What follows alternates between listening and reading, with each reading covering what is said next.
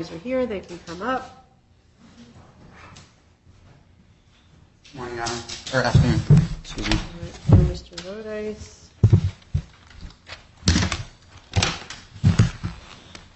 And Ms. Antar. All right, Marshall, I've got some witnesses. Would you ask them to come in, please? All right, you both may have a seat.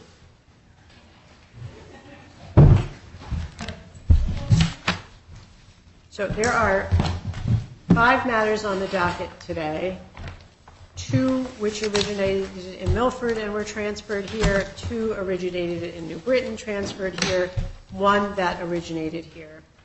Today's court date was originally set as an additional date to receive some independent evidence from family relations and other witnesses regarding a concern Ms. Antar raised on the last court date. And in relation to that, Ms. Antar filed a number of things, but 2 of them were pro se requests for subpoenas. Ms. Antar, those requests were denied because the court subpoenaed those witnesses. So I'd like to have those witnesses testify. I'm sorry, Your Honor. I didn't try to subpoena the same witnesses that you asked. I tried to subpoena the treatment provider that Mr. Lodice refused to sign a release for, that you ordered him to sign a release for, and the child's treatment provider. Do not interrupt me. I was just objecting to what you were saying because as I was correcting you. Okay. Resist the urge to correct me. Okay, I will just file for a hearing on it then. Okay, so 2 of your subpoenas were denied because I felt that they related to witnesses that the court had already subpoenaed on your behalf, and those witnesses are here, and I'm going to hear from them first because they have other jobs besides working in the courthouse. Then we will hear from the other court witness, which is the family relations counselor, who I assigned to do some additional looking into the allegations that Ms. Antar raised. So that's how we're going to proceed. First with the court witnesses on the holdover custodial issues from the last court date. Then we'll talk about the 4 cases that were denied ex parte cases that were transferred here. And then before you leave today, there are outstanding financial motions filed by Ms. Antar that need to be resolved, as well as the financial issue between the 2 of you of child support now that the child is living primarily with the father. So those have to get scheduled, and they will get scheduled. We'll talk about that probably at the end of the day. So that's how we're going to proceed. I think we should probably proceed first with the detective from the New Britain Police Department, if I have that person present. Okay.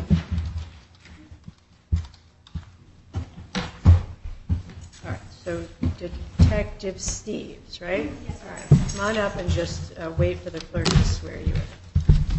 Please raise your right hand. Do you solemnly swear, solemnly and sincerely affirm, as the case may be, that the evidence you shall give concerning this case shall be the truth, the whole truth, and nothing but the truth, so help you God upon penalty of perjury, if so please say I do. I swear I do. Please state your name, your business address, and badge number. Lisa Steves, badge number 462, business New Britain Police Department, 10 Chestnut Street, New Britain, Connecticut, 06051. All right, you may have a seat, Detective. Thank you, Your Honor. First, why don't you tell us how to properly spell your last name? I'm sorry, what? How do we spell your last name?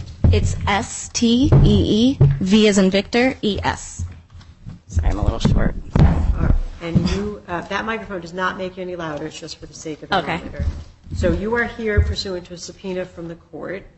So I'm going to start asking you questions. It may be that the parties will have some questions for you, maybe not. Right? Yes, Your Honor. So why don't you start by telling me what your role is at the New Britain Police Department? I'm currently assigned as a detective with our Youth Bureau Division. There we investigate crimes against children, as well as I'm on the ICAC task force doing internet crimes against children. And I've been a detective for almost 4 years now and a police officer for 9. Okay. All in New Britain? Yes, Your Honor. Okay. So, Detective Steves, did you testify once before in this case, or did you just talk to the related? No, Your Honor. I just spoke with someone from Family Relations. Yes, Your Honor. Okay. So then why don't we start at the beginning? Are you familiar with the parties? Yes, Your Honor. Or why don't you tell me how you became familiar with them? I was originally assigned to an investigation back in October of 2022. It was reported to be a suspected sexual assault that Miss, I don't know if I'm allowed to say names or... Yeah, you can say names in this court. It's a public courtroom. That Miss Antar had reported. She had suspected, or she had observed some unusual sexualized behavior from her daughter, Angelina. So I was assigned to that investigation. At the time, we had her scheduled to do a forensic interview at Yale, the CAC.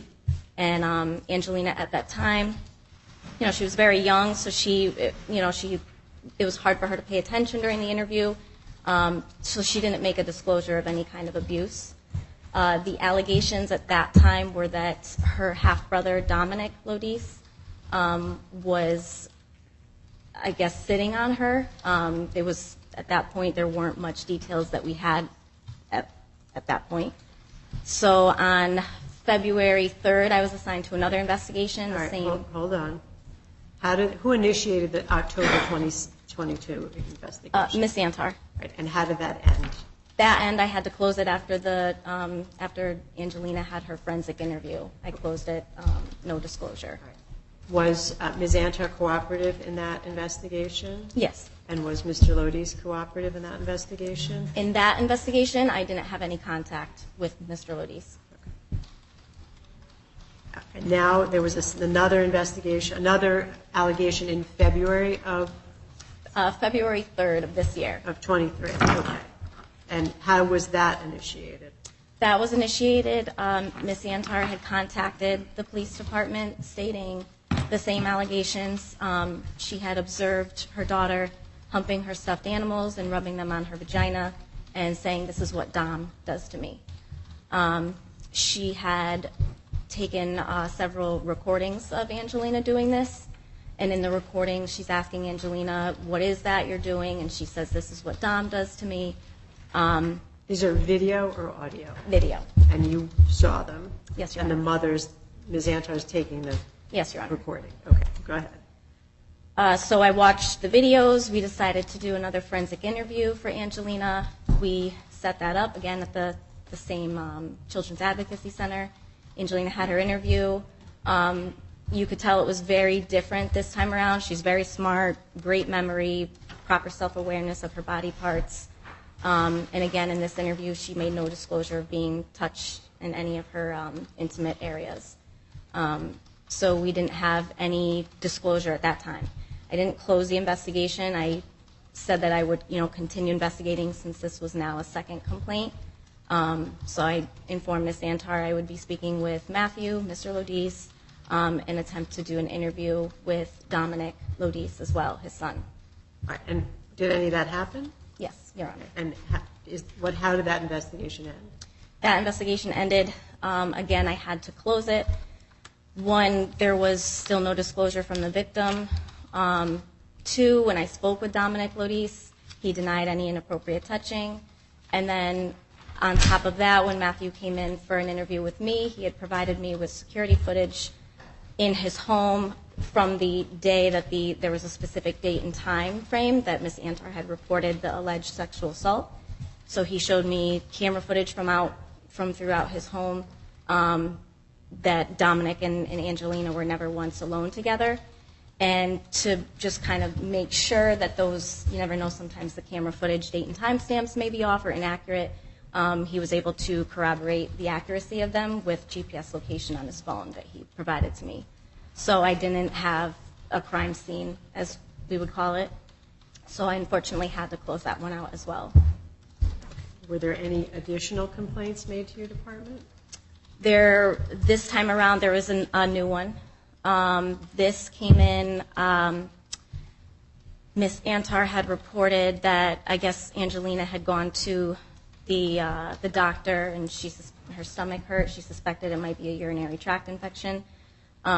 While there, I guess Angelina had made disclosures, again, of possible sexual abuse, so they had her do a sexual assault evidence collection kit. The child? Yes, Your Honor. Where did that happen? That happened at Connecticut Children's Medical Center in Hartford. But the child is in the mother's care in Orange and the father's care in New Britain. Do you know how they wound up in Hartford? That, unfortunately, I don't know. Okay. Sorry. No, you finished what you were saying. So as of right now, that investigation is still open because we haven't received the results yet from the sexual assault evidence collection kit. In the meantime, it's kind of, we're at a standstill with that. I like to make sure that, everything is done and talk to everyone involved and things like that before I officially close an investigation. Is that the only thing standing in your way of closing this investigation? Yes, Your Honor. So you've had some interactions with both parents through this process, right? Yes, Your Honor. So could you characterize your interactions with the father? He's been very cooperative. Anytime I call, ask him questions, he's made time to come in and meet with me, answers those questions.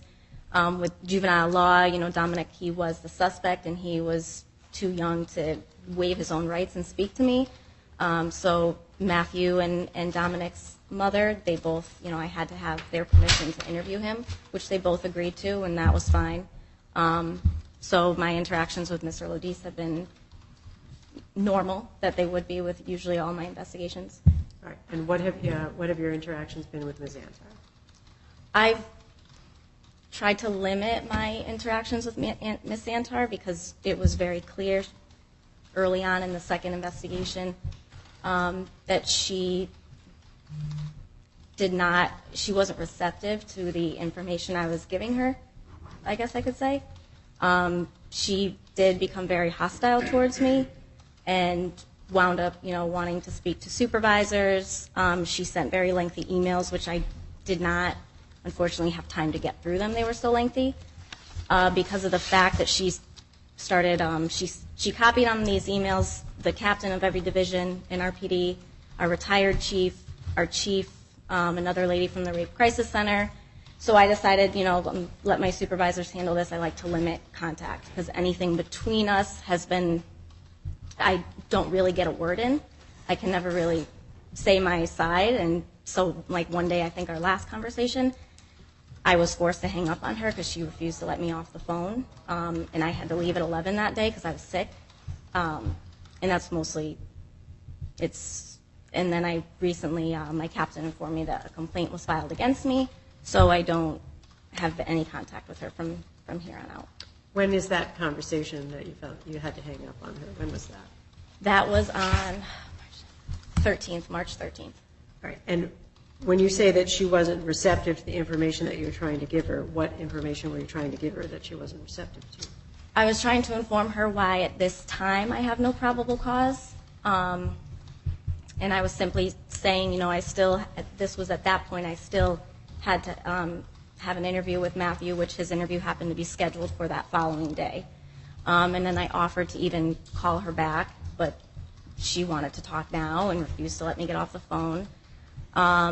So it was mostly that, she was kind of demanding a meeting with the prosecutor or the state's attorney's office.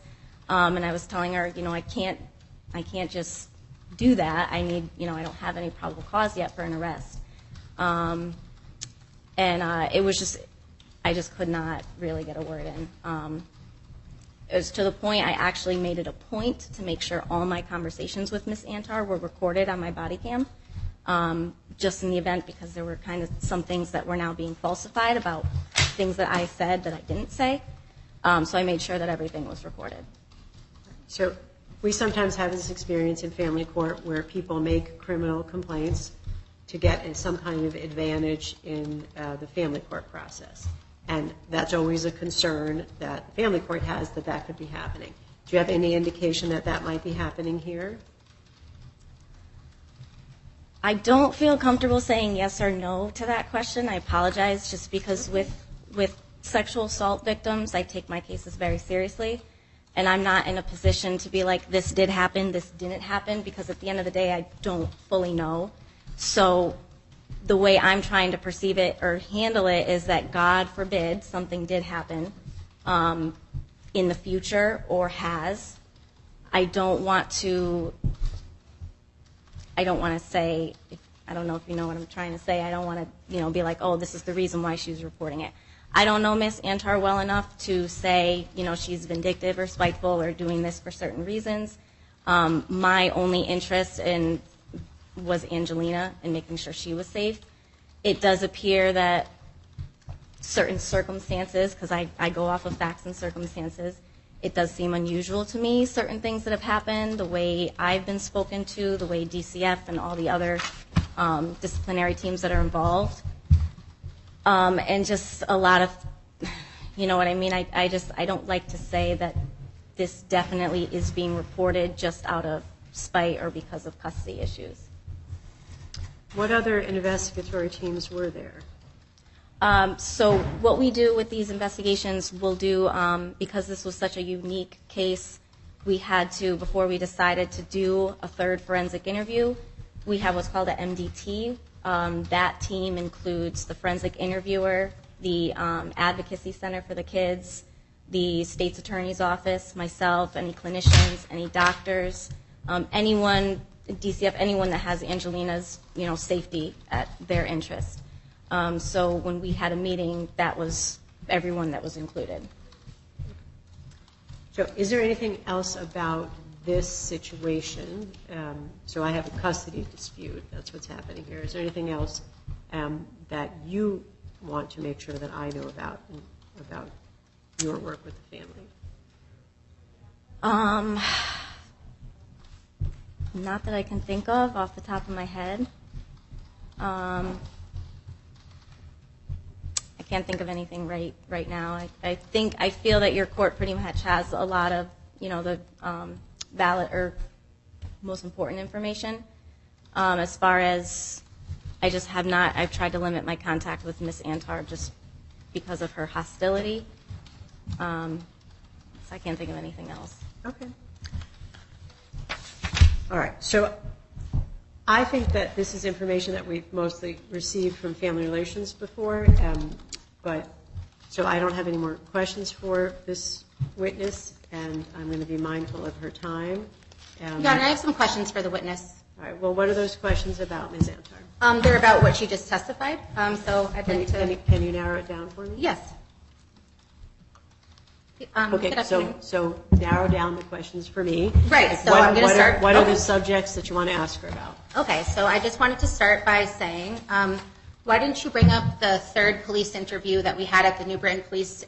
You stated that the last time we spoke was on March 13th. Is that correct? Ms. Antar, you're talking to me for a minute. Yes. So. Would you like me to go through each question one by one, or why can't I just have my right? I have the right to cross-examine this witness. I'm ready to ask her questions. Ms. Antar. Yes. Simmer down. Okay. Just like to Yes, ask her questions. My experience with you is that you will keep this witness here for 2 hours. Nope. I just have a few questions. Okay. It's going to take maybe 5 minutes. You can set a timer if you'd like. I'm going to take you up on that. And it's my legal right, even if it's more than 5 minutes, I have the right to cross-examine the witness. So if I ask for more time, I should be given that ability. But I could start. If I have 5 minutes, I'd like to start. Okay. So, Ms. Antar, yes. listen to me. Yes, you can ask this witness some relevant questions for this proceeding. And yes, I will certainly give you 5 minutes. But if the questions aren't relevant, then I probably am going to limit your right to ask her any more questions. And then They're all relevant. Listen to me. And then I'm going to say, what are the subject matters? And I'll question her. Okay. All right. So Okay, thank you. you can start, and we can see how it goes. Sure. Okay, good afternoon. How are you? Good, how are you? Doing well, thank you. So I'm sorry, can you please state again for the record your rank and credentials? Detective. Okay. And so for the record, can you just state also, do you have any credentials in mental health or anything of that nature? I've had training with mental health, and especially being in the Youth Bureau and dealing with sexual assault victims, we learn a lot about trauma and things like that, how they're affected. So can you please state the name of your medical degree or any mental health certification that you have? So this would be an excellent example of a question that's not relevant. She just reported a bunch of facts. Okay, we can move on to lack of a medical degree is question. not going to be helpful. We can go to the next question. That's fine. I just was saying, you said you reported that you had a concern for my mental health and stated that I was unstable. Is that correct? No, that's not correct. So you did not tell Anna Maria Baranowski from Family Relations from this court that you reported a concern for my mental health? I'm sorry, you mean today that I said that, or to Ever. who? Have you ever stated to Family Relations, and specifically Anna Maria Baranowski, that you reported a concern for my mental health? Yes or no? I don't recall the conversation, but I have no doubt that I did say that. So yes, you did. Like I said, I don't recall our exact conversation, but I'm sure I did. I have no doubt that I did. Okay. And so why did you wait 15 days to bring the DNA sample to the Connecticut State Lab when the law says that it must go to the lab in 10 days or less? I don't do the lab runs. I'm sorry? I'm not the evidence officer. I don't do the lab runs. Okay, So our evidence the- officer, he has, weekly he has to report to the lab and transfer whatever evidence that needs to be analyzed. So I do the paperwork, I submit it to him, and then it gets transferred whenever his next appointment is with the lab. So who brought it to the lab, you or him? The evidence officer. Okay, and is that Officer Reyes? Yes. Okay, and so per the records of the state, it says on the tracking information that the person who dropped it off was Lisa Steves, and it states you dropped it off at 7:20 a.m. on June 7th. Was that just him? Ms. Antar, you can't testify from documents. You can't offer facts that aren't in evidence. I'm not offering any. Stop. I'm asking her a question. It's an inappropriate question because none of those facts are in Okay, evidence. I was just saying, was it- And listen, that doesn't matter to this court or this proceeding so much as the October and the February and the May allegations and her interactions with you. That's fine. Okay, so but getting back to this, you testified today that in the October 22 investigation, you stated that I initiated that. Is that correct? Yes. And you also testified that I contacted the police in order to initiate that investigation? It was police or DCF? Did I say police or DCF? Or if you don't remember, it's okay. I don't think you did. I don't remember if I said police or DCF. Okay, so I had originally did call DCF, is that to your knowledge? Yes. And then is it correct that DCF then sent the New Britain Police the report automatically as a Yes. mandated reporter? And in February 2022, you stated that I reported it to the police.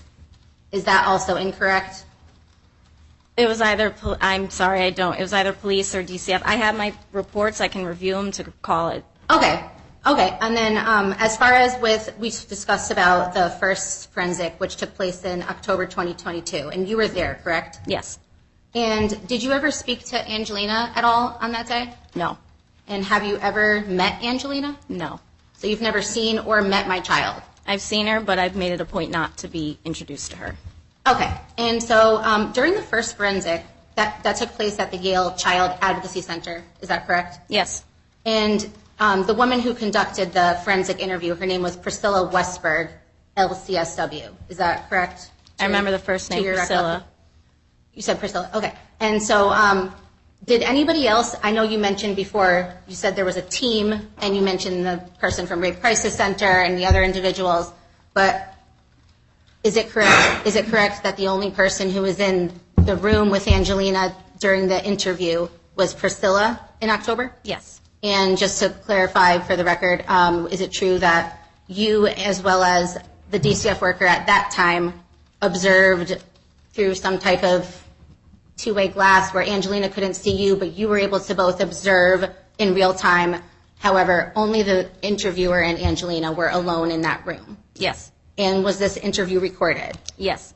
And during this interview, is it true that when the woman Priscilla started it, she asked Angelina if she knew why she was here?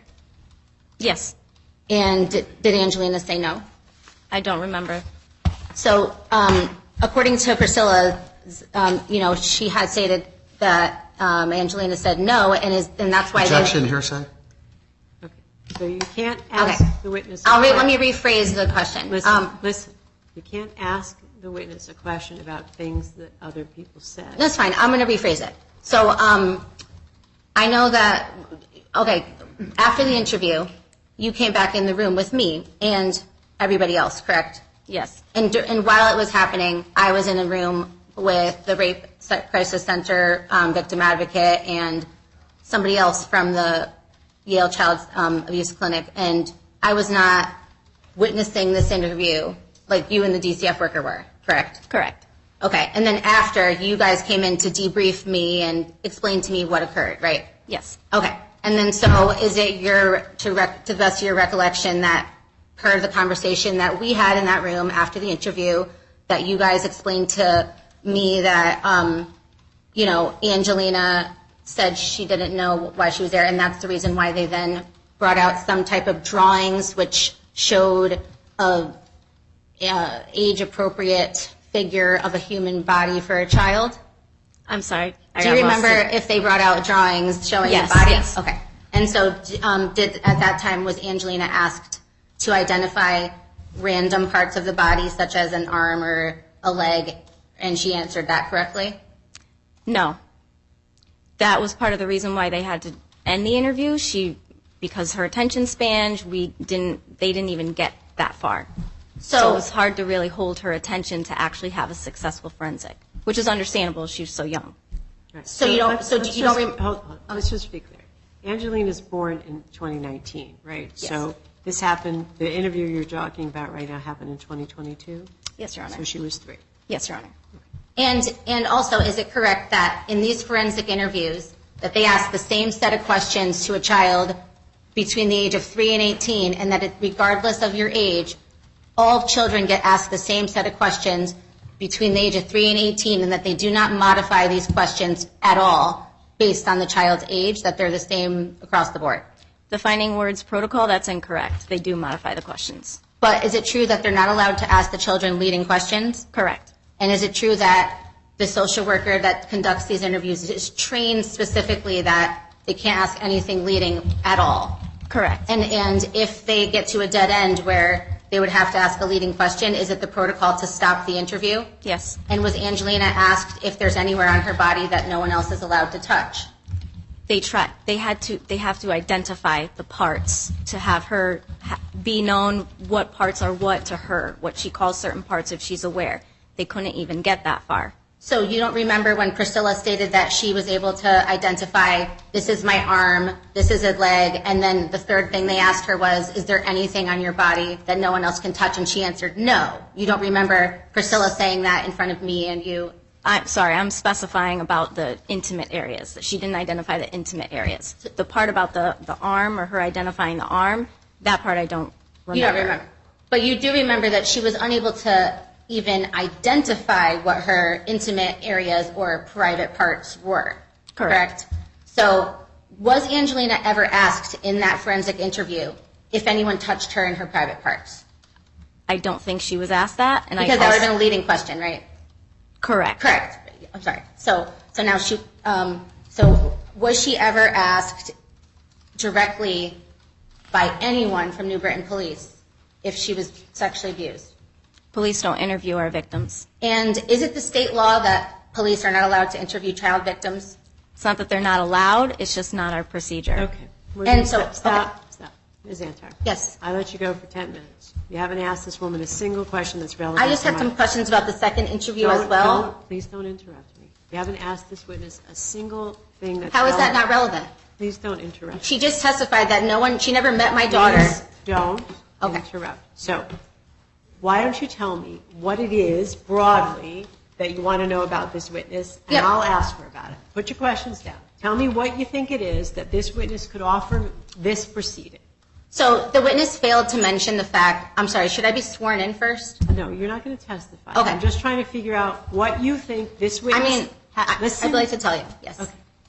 What this witness has by information that would help me decide this case. Okay. What do you think she knows that would be helpful? Well, I just wanted for clarification purposes for the court and for the record for her there were certain things she said in her testimony that were inaccurate, and maybe she didn't remember it, it's fine. But I just want to make it clear for the record about what was said and what occurred. For example, she mentioned that the last time we spoke she stated it was on a phone call on March 13th. She stated that hung up on her and got mad, and that was the last time we talked. But that's the witness didn't. This is an excellent example. Okay. The witness didn't say that. I asked her, when was the phone call that she hung up on you? But that was my question. She said I didn't ask her when the last time she talked. Well, she said she believes that may have been the last time we spoke. I wanted to make it clear to the court. It doesn't matter. It does matter. It's very important because after that, we did speak. We had a meeting at the New Britain Police Department headquarters.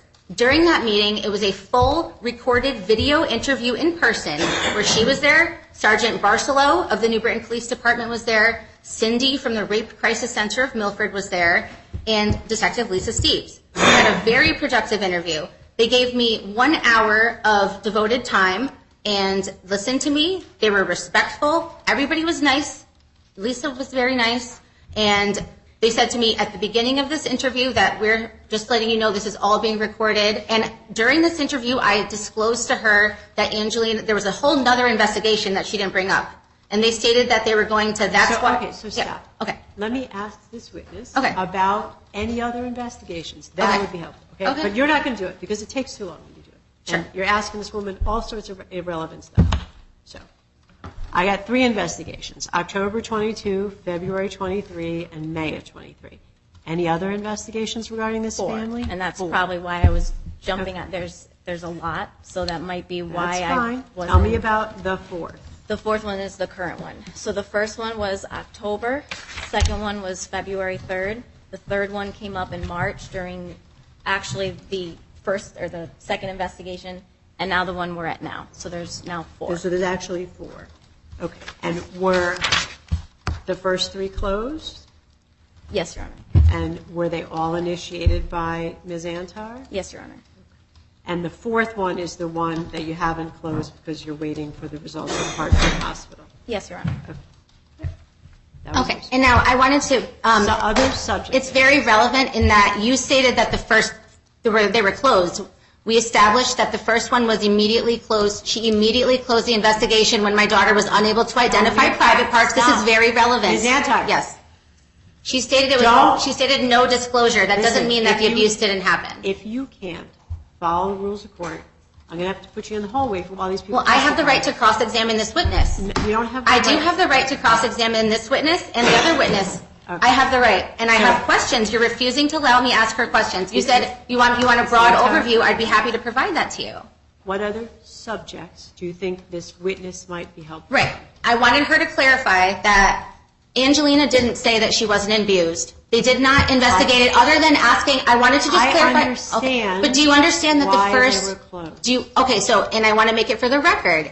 Do you understand? You have made an excellent record on that. Do you understand for the record that, and is it on the record now that the first investigation was the only thing that we did to investigate that was ask my daughter one question, which she answered wrong. Okay. Any other subjects for this witness? Yes, the second forensic. What is the second forensic? You're not going to ask me any more questions about that. It's not helpful. We never asked any about the second forensic yet. You're not going to allow me to ask her about the second forensic? No, I'm not. There was a disclosure made during that. That's very important and relevant, and you're not going to allow me to ask her a question about that. I'm not. Why is that? Do you have any other subject areas? Absolutely. The fact that she didn't bring up the fact that at Yale Child Advocacy Center they said they recommend no unsupervised contact with Dominic, and they noted that. Why aren't you letting me ask her about that? Because it's hearsay. It's not hearsay. It's in the record. It's on the e-filed case exhibits. Okay. If you look in the e-filed case exhibit, I'll tell you the number. It's not hearsay. I'm about to let this witness go unless you tell me some subject area that we haven't covered. We haven't covered the March 3rd forensic interview yet, and I'd like to ask her about that. All right. Well, I asked her if they were all closed, and she said yes.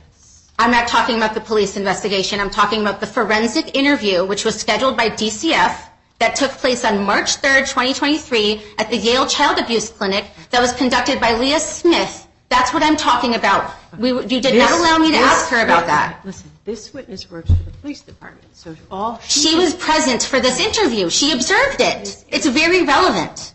She testified about this. She testified incorrectly. Okay. It's not funny. It's really not funny.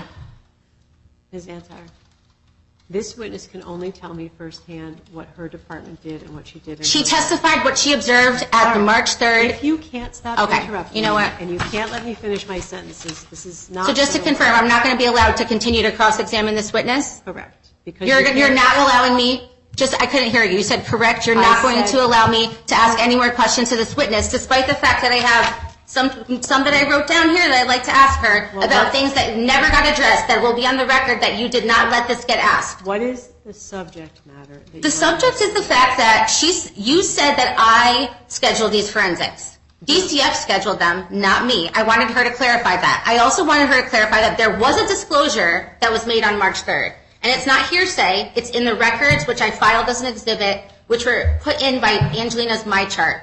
And she stated in there that Dominic sits on her, that she has her sit on him, and that they straddled each other. Ms. Antar, okay, you don't want to hear it because you're trying to silence me again. No, it's just Then why won't you let me speak? Are you going to let me answer that question? Are you going to let me cross-examine the witness? You're laughing. I love how you think this is so funny. Ms. Antar, I can't answer you if you don't stop talking. She's the witness. She testified. You called her in here. Stop. I have the That's right. enough. Okay. The witness is excused. Yep. That's it. She's released from the subpoena. There isn't a single thing you've raised. That's okay. I'll just send her a deposition to answer the rest. All right. Thank you, Detective Stevens. I've got another court witness from the Department of Children and Families.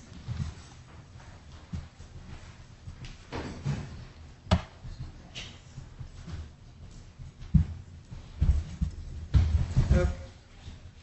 Just remain standing for a moment while the clerk swears you in, please. Raise your right hand. Do you solemnly swear solemnly and sincerely affirm, as the case may be, that the evidence you shall give concerning this case shall be the truth, the whole truth, and nothing but the truth, so help you God upon penalty of perjury? So please say I do. I do. Please state your name, your business address, and the spelling of your last name, please. Lorraine Plummer. Last name is Plummer. I'm a DCF social worker in the Milford office, 38 Wellington Road, Milford, Connecticut. All right. Thank you, Ms. Plummer. You can have a seat. That microphone doesn't make you any louder. It's just for the sake of the monitor, so you're going to mostly talk to me. So you are here pursuant to subpoena by the court, and I appreciate your coming. Tell me what your role is at DCF and how long you've had that role. I have been at DCF for 8 years, however, and I've been a social worker for that time. I started in the investigative unit in December of 2022. Okay. And you have some familiarity with this family? Yes. Could you tell me about that? I was assigned the Antar case in February of 2023 with allegations of possible sexual abuse regarding Angelina. Right. So that's the allegations regarding her older stepbrother? Correct. Okay. So could you tell me how they came to your attention, like how the case came to you? Absolutely. So we received, the department received a referral from Ms. Antar on approximately February 3rd with concerns of Angelina's older stepbrother touching her inappropriately or having some type of sexual contact. And so it was assigned to me initially. And what did you do in the course of your assignment? Of course, my assignment, we go out and we met. Well, I initially did not meet with Ms. Antar initially because I was out. So one of my coworkers met with her for the first initial visit. However, subsequent to that, I submitted a 737, which is when a client comes in with possible sexual abuse, we will submit that to the Yale Child Abuse Clinic, notify the police department, and a forensic interview is scheduled. So, did you meet with anybody in the family? I did, yes. Who did you meet with? I met with Ms. Antar subsequent to the first initial, as well as Angelina, and I met with Mr. Lodice. And where did you meet Angelina? I met with her at her home. At her mom's house? I saw her at her home, yes. Okay.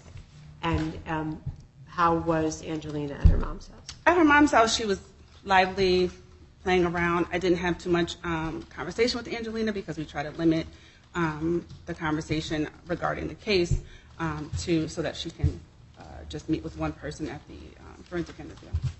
Did Ms. Antar cooperate in your work? Yes. And did Mr. Lodice cooperate in your work? Yes. Right. And did you talk to anybody else? You talked to mom, dad, and child, right? Yes. Anybody else? Just Detective Steves and the other providers that were involved. And what happened with this February 3rd, 2023 referral? It was subsequently closed due to a non-disclosure of any sexual abuse and collaboration with Detective Steve's investigation as well. And we closed the case. How would you characterize your interactions with Ms. Antar? Ms. Antar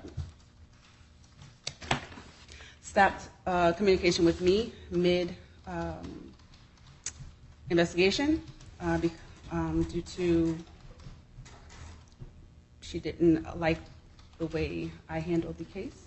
And so a lot of her communication happened with either my supervisor or my program director or area director. Do you know what it is that Ms. Antar didn't like? I believe it was the second, it was after the second referral that came in where it was alleged that Mr. Lodice abducted Angelina from daycare, and she was not in agreement with DCF not removing or not allowing Mr. Lodice to see her anymore. Okay. And can you characterize for me your interactions with Mr. Lodice? Communicated very well. There was no issues with communication or visits. Did you see Angelina at his house? No, I did not. In the course of your work, did you have any concerns about either parent? There were concerns just based around the constant request for forensics for Angelina because she's so young and she has already had two at one point. At that point, and Ms. Antar was requesting another, and there was concern around Angelina having to do repeated forensics just with the same. They're conducted the same throughout the state, so it wouldn't be anything different. So it was Ms. Antar asking for additional or repeated forensic evaluations of the child? After the one that I was involved in, yes. Okay. Did you know about the one in October of 2022? Yes. And these forensic interviews, did any of these forensic interviews include physical examination of the child? I'm not sure about the first one. The second one, I believe Ms. Antar agreed to a physical, but I can't recall completely. And when you say that was a concern, what does that mean? Like, how does that translate into a concern for the department? The department doesn't. The forensics are very intense, and for a alleged victim, and so once the information is given, we kind of don't, unless there's something truly earth-shattering, don't want someone to continue to be asked the same questions over and over again. And it kind of, if there's no new reasoning, and you're going to get the same information, there's no sense in putting a child through that again. But Ms. Antar was asking you to do that? Yes. And this incident about the daycare, or the alleged abduction, this is the father retrieving the child from the daycare? Yes. And Ms. Antar made what requests of your department? She wanted Mr. Lodice not to have contact with Angelina or to be able to be allowed to pick her up. And DCF did not have the we couldn't deny him of that. It was his day to have him based on the court, based on his days, and there was no court order saying that he could not have her, nor was there any concern. At that point, we had already had the forensics, so there was no concern of Mr. Lodice's care. So I was asking you if the department had any concerns about either parent. About either parent. So you said, yes, there was a concern with Ms. Antar about the repeated requests for forensics. Were there any other concerns about the mother? No.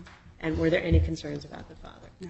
Right. So the child did go back with the father, and the department did not intervene. No. And are there any open cases that you know of? Not that I know of, no. Okay. Is your work with the family done? Yes. And is there anything else that you think I should know in relation to this custody dispute about your work with the family? No. Okay. All right. Okay. You know, I'll start with Mr. Lodice first. Do you have any questions for the DCF worker? No, I'm all set. All right. Ms. Antar, do you have any questions for Ms. Plummer? I do, and I'd like to be able to ask her questions without you holding my hand and treating me like a child, because I'm perfectly capable of asking her the just a few questions I have for her. Well, how many questions are there? Am I limited when I'm cross-examining a witness to how many questions I can ask? Possibly. Okay. Well, I'd like to just start, like, in the sake of time, to just ask her what she was saying. Hello, Ms. Plummer. How are you? I'm well, and you? Doing well, thank you. I just wanted to just ask, so you mentioned that I was asking for constant forensic interviews. Wasn't it DCF that scheduled the first 2 interviews? Because isn't it your protocol that you guys automatically schedule it? Yes. Okay, so just to be clear, I didn't ask to schedule the first 2. DCF did both times. Yes. And then, were you aware of what Detective Steves testified about, how there was a 3rd police investigation that was initiated after that date when I contacted you? Were you listening when Detective Steves testified that earlier? A 3rd investigation. So I know that you were not present, but were you aware of the recorded in-person interview where I was with Detective Steves and her sergeant and Cindy? And were you told about after that there had been allegations that Angelina stated that she was sexually abused by Dominic on March 11th while left alone with him? Did you get told that? I believe Detective Steves and I had a conversation about that. Okay, and do you remember that they had scheduled, do you remember that Lisa Steves stated that we were going to be scheduling a 3rd forensic at Klingberg because of the fact that she stated that maybe they would allow Angelina to bring her stuffed animal since Yale had such a strict policy about nothing being allowed to go in there, and that it had been scheduled for the 21st? That's not a question. Like, what are you asking this person? Let's get like 6 things in it. What are you asking her? Did you remember that the forensic interview was scheduled for March 21st after this new police investigation was open, and that Lisa Steves scheduled that after our in-person meeting? I don't recall that. So was DCF contacted by Lisa Steves or anybody from the New Britain Police Department after that 2nd week of March when we met and it was Cindy was there? Okay. You got to ask. You got to. Was DCF contacted after we had the meeting where Cindy was present? Yes. And do you remember that the forensic was scheduled and booked for March 21st for Angelina at Klingberg? I don't remember the date, but I do remember a conversation around a possible forensic being scheduled, yes. Okay, and did you know that, were you aware that the 3rd investigation, it was never reported directly to DCF, correct? Correct. And that was only reported through a verbal communication from myself to the detective and her sergeant in person at headquarters in New Britain. Yes. And so it wasn't me who was constantly asking for forensics. It was DCF that scheduled the first 2 and Detective Steves who scheduled the 3rd, correct? You did ask for another one during the 2nd interview after we debriefed in the room. But do you remember, you weren't present at the meeting in which I disclosed that the child made a new disclosure and that they were opening up a new investigation in after that March 11th incident, and that was why she brought up security footage. That's why she said that she attempted that. You do recall? That's not a question. Yes, but you requested it to be at Klingberg. and not at the New Haven office where the other two have been. Okay, hold on. So mom requested it happen at a particular place? Yes, And so who told you that I requested that? that was a conversation Detective Steves and A conversation with who? Detective Steves? So your testimony is that Detective Sees said that I requested Klingberg. Yes, I'm sorry. Okay. Well, and then the other thing I wanted to ask you is that you stated that there was no recommendation. Matthew stated previously that you, or is it true that you told Matthew there was no recommendations after the second forensic Recommendations for who? in terms of for our daughter?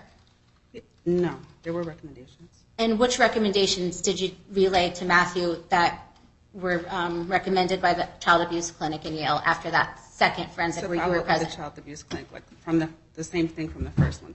She was already involved with the child abuse clinic. So. I'm sorry, I couldn't hear you. Just a follow up with the child abuse clinic. So no, I'm saying you were present at the March 3rd forensic interview at the child abuse clinic, correct? Yes. And I was also there, correct? Obviously. And so do you recall if the individual, Leah Smith, who did the interview, had any recommendations for afterwards for Angelina, as far as, for example, that she put no unsupervised contact with Dominic during the investigation? Do you recall that? No, I don't recall that. Okay, and do you recall that she stated that she recommended that Angelina continue in Yale Child Study Center for therapy? Yes. And did you recommend also that DCF felt that Angelina should continue with Yale Child Study Center? Yes. And did you say to Family Relations that you had major concerns for my mental health? No. So it's your testimony that you did not tell this court that you had major concerns for my mental health but no concerns for the father? Major concerns? No. Okay, and so did you also state to Family Relations that you quote, wanted us both to engage in mental health treatment services, both mom and dad engage in mental health treatment? No, that wasn't part of my recommendations. So did you make any recommendations relative to either mine or dad's mental health or any mental health other than Angelina? In my report, yes. For you to continue with your therapy with your counselor. And for us to both be participating in Angelina's therapy at Yale Child Study? Yes.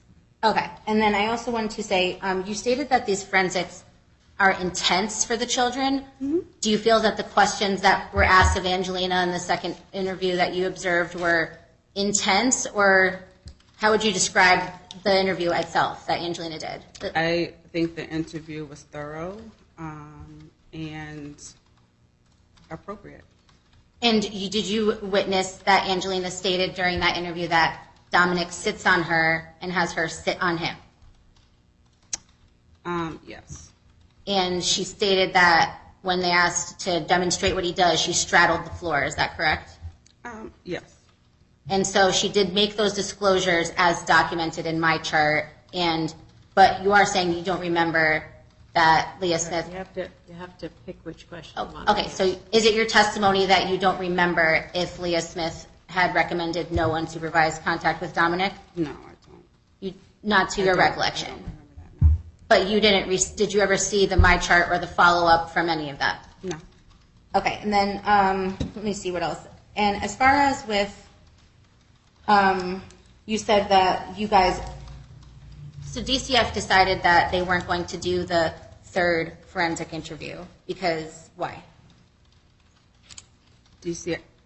Why did DCF, I'm sorry, let me rephrase that. Why did DCF choose to cancel the third interview that after it was already scheduled? DCF didn't cancel the third interview? So DCF didn't decide that they were going to put it on hold and then conduct a meeting with the individuals at Klingberg? It was a result of the meeting that the forensic was canceled. And so the reason was because you stated they thought it was going to be traumatic for Angelina or too much for her? It's that she had already had two previous already done. And it was inappropriate to have a third one done given her age and the allegations had already been investigated. Okay, and are you aware that Angelina does have a forensic that was scheduled by Connecticut Children's Medical Center of Hartford due to this newest allegation? No, I'm not part of the new allegation. Okay, and do you guys have any, ever work with the SCAN clinic? No. Okay. I haven't. And then also, I just wanted to say that you stated that, did you tell Matthew that it was okay for Dominic to be with Angelina unsupervised after that after the second forensic? Did I tell Dominic that? Did you tell Matthew that DCF thought it was appropriate and acceptable for him to start letting Angelina have unsupervised contact with Dominic after the second forensic that you witnessed? I did say that it was okay. However, considering the constant allegations, that it would be in his best interest not to. So, I'm sorry, you stated that there was constant allegations and that you felt that it was okay for her to have unsupervised contact with Dominic? Being that there was no evidence and that we closed our case, we can't. So you advised him to allow unsupervised contact with Dominic, despite the fact that the investigation with the police wasn't closed. Stop. That's not what the witness said, Ms. Antar. You can't recharacterize her testimony. I know exactly what was said. Okay. She can answer the question. I get to decide that, actually. Okay. Well, and it's not a question. You're mischaracterizing her testimony. Her testimony was that she told the father that his children could be unsupervised with Angelina, but that maybe it's a bad idea because there's these constant allegations coming up, and that it might not be good for the stepbrother. That's what she said. So, Ms. Plummer, do you remember what you said that when I tried to reach out to you about the situation out of concern for Angelina? Do you remember? I'm sorry. Hold on a second. You mentioned before, you stated that DCF said that they had concerns for my mental health? No. Okay, so why did Judge Grossman say in the order that DCF stated they had major concerns for the mother's mental health and no concerns for the father's mental health? This witness can't answer that question. According to you, you stated that DCF said that's a family relations. She's saying that's a lie, so does that mean you're lying? Okay. We're all done. We're all done? Okay. Okay. Don't worry, she'll get a deposition hearing too. All right. Thank you, Ms. Plummer, very much for your testimony. The next court witness is going to be a witness from Family Relations. We're going to take a recess until 3:30, and then I'll need that witness here. All rise. Court is now recessed. It's now exit the courtroom. Good afternoon. Good afternoon, ladies and gentlemen. All right, everyone can have a seat. We're back on the record on the Antar and Lodice matters, and the next person we're going to hear from is the Family Relations Counselor assigned to do some general case management on behalf of the court. So I think we're ready for that witness, or that person. So she doesn't need to be sworn in because she's just reading a report. So we'll just take your name for the record. Anna Maria Baranowski. All right, Ms. Baranowski, you can have a seat. You work for Family Relations, and I asked Family Relations to do some general case management based on disclosure that the mother made at the end of our last hearing. So why don't you tell us for the record what that was, and then you can read us your report. What my tasks were, Your Honor? Yep. Okay. So I have on May 31st, 2023, the court ordered a general case management as follows. Family Relations will report to the court regarding the mother's statement that additional complaints of sexual abuse were initiated by her.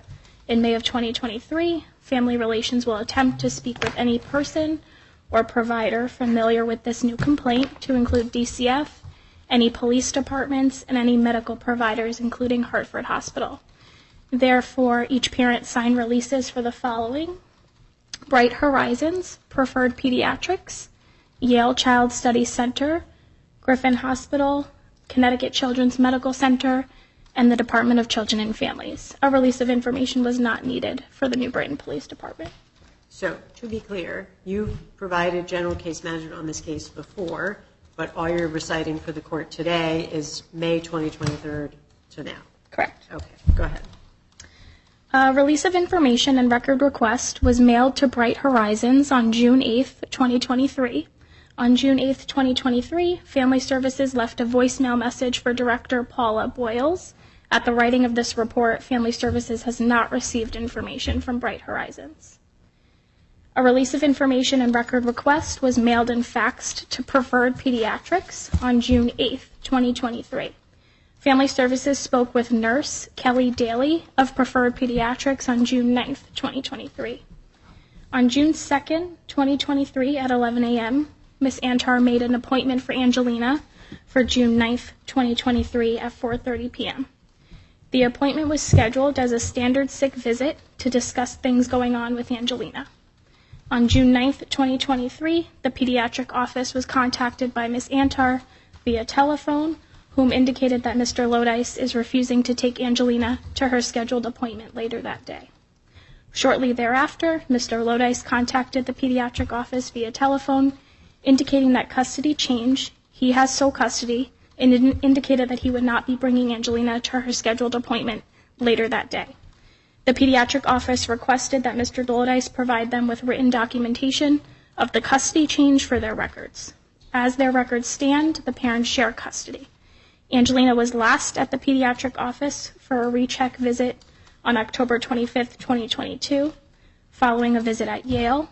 Prior to that, Angelina's last physical was August 2nd, 2022. Records were received from Preferred Pediatrics via fax on June 8th, 2023. According to Angelina's chart notes, Ms. Antar contacted Preferred Pediatrics on May 23rd, 2023. It was noted that Ms. Antar believed that Angelina was being sexually assaulted by her half-brother. She explained the history of Angelina reporting pain down there and again reported that same pain on that date. It is noted that lawyers advised Ms. Antar to make an appointment with the pediatrician. It was told to Ms. Antar that at the appointment, providers can discuss what is going on. However, Angelina cannot be in the room. Thus, a family or friend member has to come with her. Ms. Antar stated she will call for a same-day sick visit to start documenting. It is noted that Ms. Antar was planning to go to the emergency room that day. A release of information and record request was mailed to Yale Child Study Center and emailed to Jessica Mayo on June 8th, 2023. Family Services spoke with Jessica Mayo from Yale Child Study Center via telephone on June 8th, 2023. She reports that Angelina was referred by Ms. Antar in the spring of 2022. Ms. Antar disclosed concerns that Angelina expressed signs of anxiety. At that time, Angelina was placed on an outpatient wait list. In November of 2022... Hold on, I missed the date there. Sure. Let's back up. When is it that the initial call? Spring of 2022. Thank you. At that time, Angelina was placed on an outpatient wait list. In November of 2022, a separate referral came in for Angelina from a Yale New Haven Health social worker following an evaluation at the Yale New Haven Health Child Abuse Clinic because Angelina was being evaluated for possible sexual abuse. During the forensic interview, Angelina did not make any disclosures of sexual abuse. However, the evaluators noted a concern for Angelina regarding separation anxiety and the stress of joint custody. Thus, Angelina was referred to Yale Child Study Center. Coincidentally, Angelina was just about to be coming off the wait list from the spring of 2022. Ms. Antar took part in Angelina's initial evaluation on January 23, 2023. A separate intake was conducted with Mr. Lodice on February 13, 2023. The intent of meeting with Mr. Lodice was to get informed consent for Angelina's participation in treatment and to get Mr. Lodice's perspective on how things were going. At that time, Mr. Lodice was unsure about his consent. A follow-up call was made to Mr. Lodice and a subsequent email was sent on February 21, 2023 to Mr. Lodice from Ms. Mayo with no response. Ms. Mayo's email indicated that Mr. Lodice should reply if he does not consent to Angelina participating in services. Ultimately, due to Mr. Lodice's lack of response, Ms. Mayo continued providing services for Angelina. Angelina has participated in the following individual sessions: March 17th, 2023, April 20th, 2023, April 27th, 2023, May 1st, 2023, and May 19th, 2023. An appointment was scheduled for Angelina on June 1st, 2023. However, it was subsequently canceled by Mr. Lodice due to transportation issues. Mr. Lodice has expressed an openness to continue Angelina in treatment. However, there was no appointment scheduled for her at that time. Ms. Mayo reports that she became aware of the most recent sexual assault allegation on May 24th, 2024. She was contacted and notified of the allegation by Ms. Antar via email. Ms. Mayo followed up with a phone call. However, she was not able to connect with Ms. Antar before Ms. Mayo was out of the office as previously scheduled. Upon returning to work, Ms. Mayo was advised that custody of Angelina was changed. During her sessions with Angelina, Ms. Mayo notes that Angelina has not made any disclosures of sexual abuse. Any information Ms. Mayo knows regarding sexual abuse allegations have been brought to her attention by Ms. Antar. Ms. Mayo describes Ms. Antar's relationship with Angelina to be warm. Ms. Mayo explains that her interactions with Mr. Lodice have been minimal, thus making it difficult to describe Mr. Lodice's relationship with Angelina. Ms. Mayo notes that, given Angelina's age, a sense of Angelina not seeing Ms. Antar would be hard for Angelina. Ms. Mayo hoped to work with both parents in efforts to think of a way Angelina can expect to see her mom routinely by agreement of the parents. Angelina carries a diagnosis of adjustment disorder.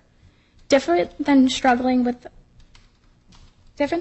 from a specific event, it appears Angelina is struggling to adjust to ongoing parental discord, which Ms. Mayo describes to be notable and clinically relevant.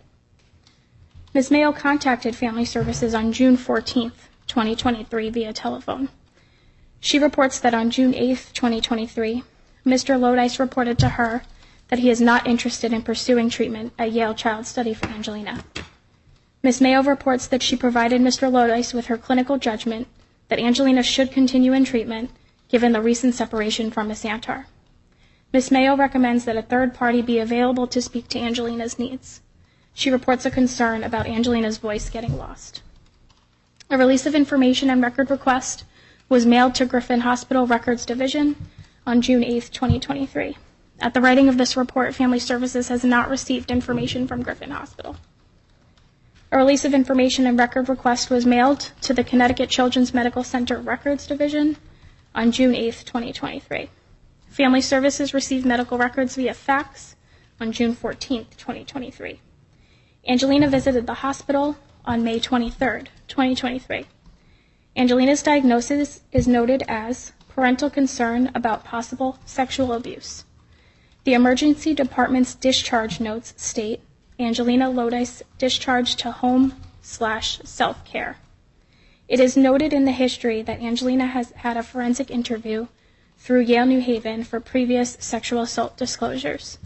The history notes that there has been concern relative to sexual assault behavior in October of 2022 and February of 2023. It is noted that when interviewed alone, Angelina was unaware as to why she was brought to the Connecticut Children's Medical Center. When asked where her private parts are, she responded, "Dominic does it to me, and Mommy told me you wouldn't be mad if I told you." According to the medical decision-making of the records, it is noted that Angelina is unable to make true disclosure secondary to age. Angelina denied any current abdominal pain or vaginal pain. It is noted that the hospital will discuss their matter with SCAN, which is the Suspected Child Abuse and Neglect Program. It is noted that Ms. Antar is requesting an FEC and is deferring blood work. The FEC was performed with Ashlyn Cahill, RN.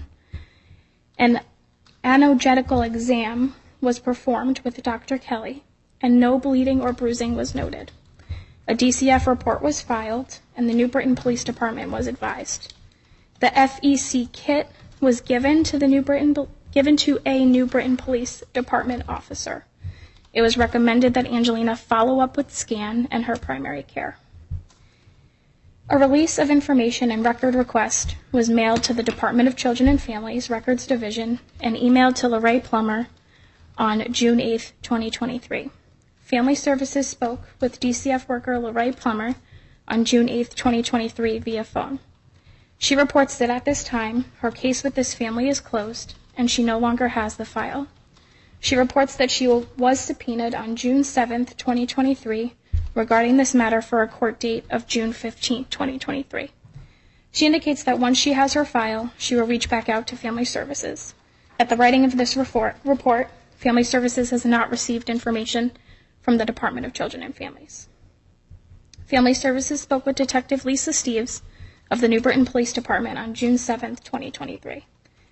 She reports that on May 24, 2023, the Connecticut Children's Medical Center contacted the New Britain Police Department as a result of a sexual assault report and a completed sexual assault kit.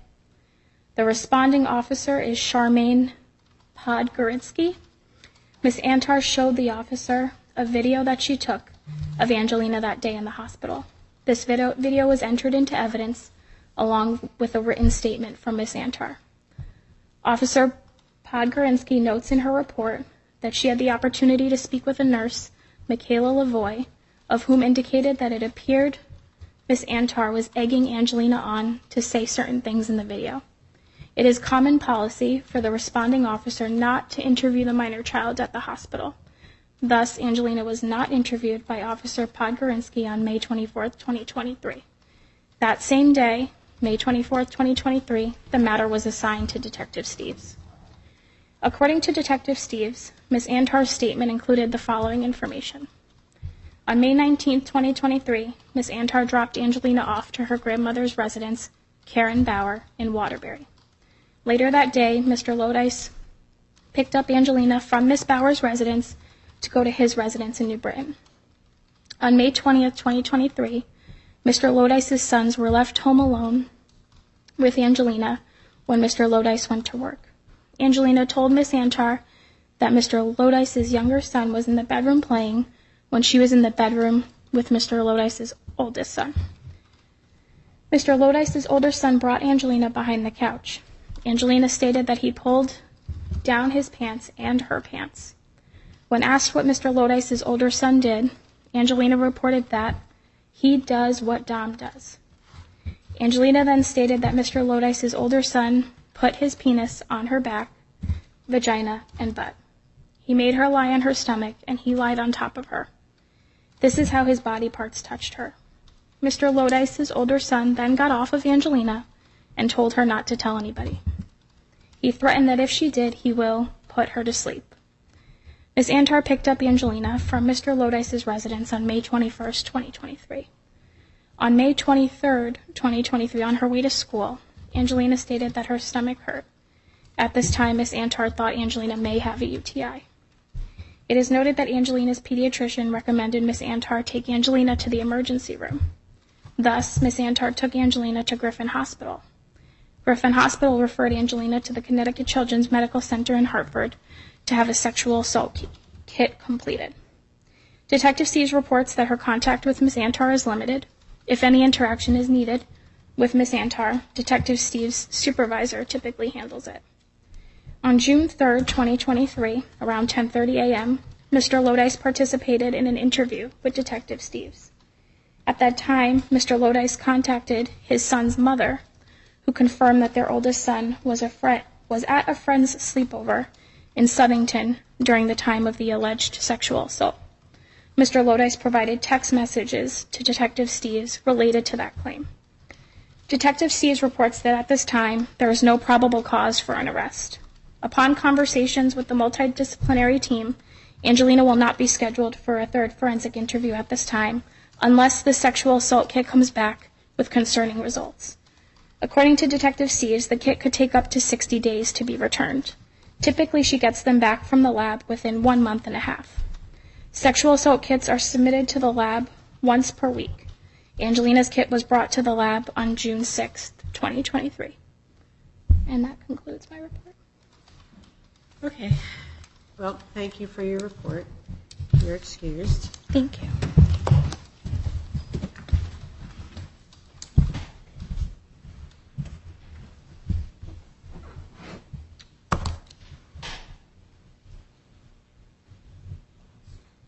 We have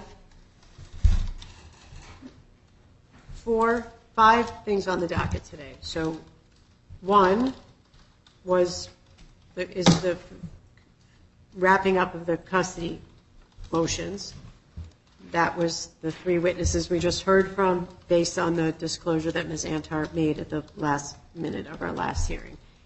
The other 4 are restraining orders and emergency orders that Ms. Antar filed in other JDs that were transferred here.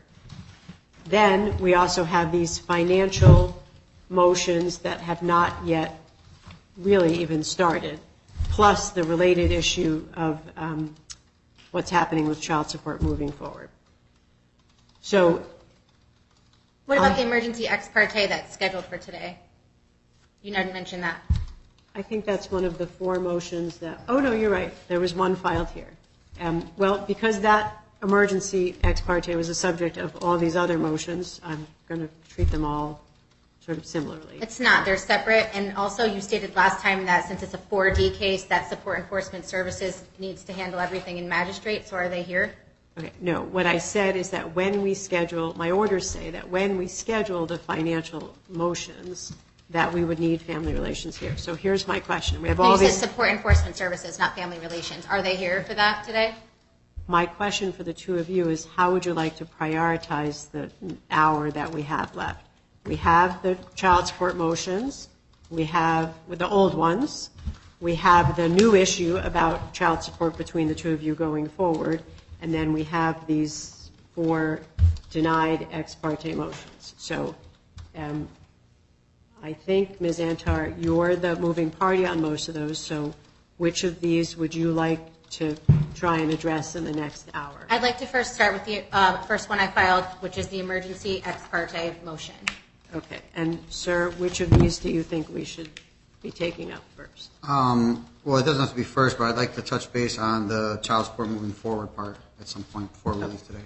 Okay. Well, I think we can probably tackle both of those in the next hour, and then I'm going to pick a date with the 2 of you for the remaining financial motions. So let's take a look at the emergency ex parte motion that Ms. Antar filed most recently. Let's see.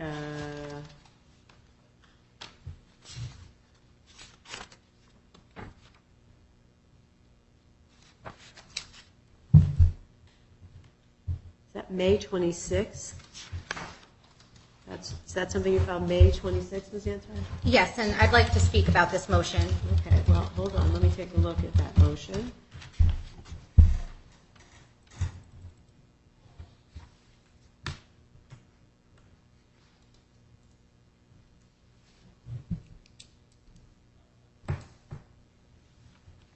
So, Ms. Antar, this motion is the same allegation that I have been listening to throughout this case. So I'm not inclined to treat it any differently than anything else I've already heard. This allegation doesn't raise anything new. I'm sorry, but this motion is 9 pages long. I'm not sure how you read the whole thing in the 2 seconds you just took to look at it, but my major concern is that you're not allowing me due process. My major concern is you keep trying to step on my federal and state and constitutional rights. Now, I filed this motion. I'm the moving party, and I'd like to address it. I'd like to be heard. Okay. So I'd like to start by saying that I'd like to be sworn in because you keep referencing things that are said when I'm not sworn in. So I want to be clear that if I'm going to be addressing this motion properly, I'd like to be able to be heard. And I'm highly concerned because there's new things. The fact that Mr. Lodice just got evicted from his apartment. He doesn't even have a stable place to live, and he has no vehicle. Okay. So, Ms. Antar, you filed this motion on May 26th. Yes. So, you're right. It is 9 pages, and I've had plenty of time since May 26th to read it. Now, when I say that it does not raise anything new, I am saying that the same things that are in this that you allege in this document are the same things that I've been listening to That's incorrect. I'm going to object to that because the things in this motion have never before been heard in any courtroom proceeding before, and I have every transcript to show that. And none of these things have ever been addressed in this courtroom, and I would like to address them today. I'm not going to continue to let my rights be violated. I'm looking out for the best interest of the child. The best interest of the child. We heard Family Relations state how concerned her provider is. In my motion, I also bring up how Ms. Westberg, who did the last forensic, states she recommends Angelina continue in Yale Child Study Center. Mr. Lodice took her from school. He took her out. I've only seen my daughter for 10 hours in the last 3 weeks because Mr. Lodice is isolating her. And instead of letting me speak about that, do you think that's in the best interest? You just heard her psychiatrist who has a PhD. I don't think you are a psychologist, are you? Ms. Antar. Having a bachelor's in psychology doesn't make you a mental health provider. Ms. Antar, you are going to have to be a little more respectful in this court process. You are also, under the Code of Judicial Conduct, supposed to be respectful to litigants and respect the fact that you shouldn't be scheduling 10 different motions for the same hearing. I know you laughing because you think it's so funny. I know it's so funny to you because watching the fact that you're taking my daughter away, putting her with somebody who moved into his mom's basement. In the last 3 weeks, let's talk about best interest of the child. They should have a stable home. I've had the same single-family residence for 7 years. He just moved back into mom's basement. Okay. And that doesn't concern you that he has no stable home. She's living in a basement with a recovering alcoholic. And Mr. Lodice got evicted between the last 3 weeks. And Angelina has been crying, begging to go to therapy, begging to see me. This is not in the best interest of the child. It's not. If you can't, stop interrupting. I want to know when I'll be able to speak. When will I be allowed my due process? Let me know when I can speak. Well, you've done a lot of talking. Let me know when it's my turn to speak. Okay, I will let you know when it's your turn. I think in light of the fact that this motion number 262, which I've had plenty of time to review, addresses the same allegations. So you're not going to let me address my motion? You scheduled this for a hearing. You put it here that there's a hearing for today at 2 o'clock. I'm here at 2 o'clock to speak about it. Are you denying me the right to argue this motion? Are you going to deny me the right to argue this motion? I think we're going to move on. So you're denying, just making it clear for the record. I'm making it clear for the record. I showed up here at 2 o'clock like it says right here. It says this application will have a hearing. I'm here to speak about it, and you are not even letting me say anything. You're not going to swear me in, and you're just going to tell me that you read it and that you're going to deny it without a hearing? Is that what you're saying? Okay. Because I'm ready to speak about it, and none of these things have been represented in prior hearings, none of them. Okay. And what you're doing is actually criminal, what you're doing. I think we're going to move on since you can't really. Why? Because you don't want to hear. You won't let me argue this motion. Right. To the financial issues. So I'm not arguing anything. This is a 4D case, and without child support enforcement, I'm not talking about finances. My daughter is in danger. These emergency orders need to come up. And you know what? Mr. Lodice is unfit. He refused to comply with your orders to sign releases for his mental health providers. Why did you not hold him in contempt? Stop interrupting. Because she's being quiet and let her talk. Well, we have an hour together. Now we have less than that. If you can't stop interrupting, we're not going to get a lot done. Do either one of you have financial affidavits with you? I do, Your Honor. Okay. Ms. Antar, do you have a financial affidavit with you? No, I don't. Okay.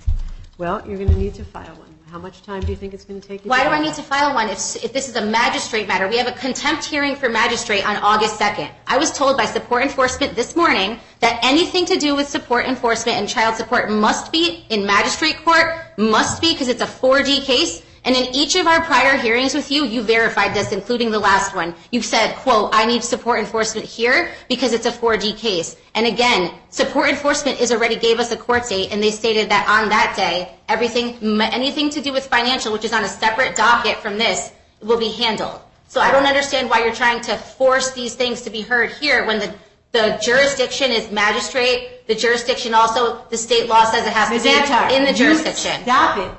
You filed these motions. What motions? Which motions did I file? Ms. Antar, if you cannot stop I filed this motion. I'd like to argue it. You say I didn't prove it, but you're not giving me a chance. You filed with Attorney Cretella, and before Attorney Cretella, you filed a bunch of financial motions. Which ones? Can you list them for me? Stop talking and listen for a second. You filed a number of financial motions. That's incorrect. We didn't get the opportunity to hear them because we were trying to take care of the custody matters. So I told you that we would try and hear those today.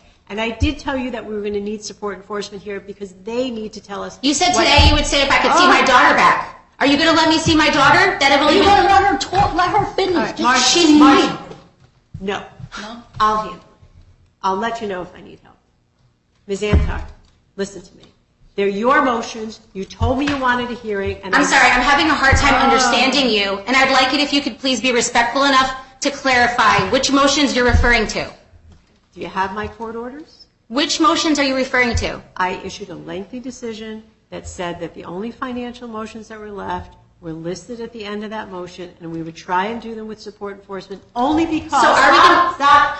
Only because support enforcement knows what the arrearage is, and we need them for that purpose. So, if you don't want to have those motions heard here, you can withdraw them. There's no motions that I'm aware of, so unless you can list the numbers of them, then I'm going to just assume that you're making this up. You also stated today we would hear this motion and the emergency motions and modify custody and visitation. He's withholding my daughter. He doesn't even have a stable place to live. How is that in the best interest of the child? He moved to Waterbury with his mother, and now he's back in his mom's house telling people he can't handle having full custody, and he doesn't know what to do. His car is on 3 wheels.